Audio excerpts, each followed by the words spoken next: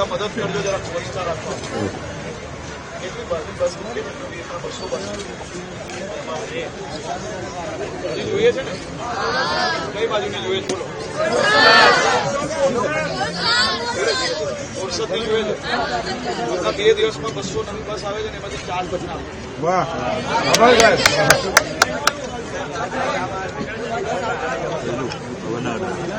આપણે હજી વધારે બસ મૂકીએ, હજી વધારે લોકો ભલે આવતા કઈ લઉં. બાકી બધા મજામાં?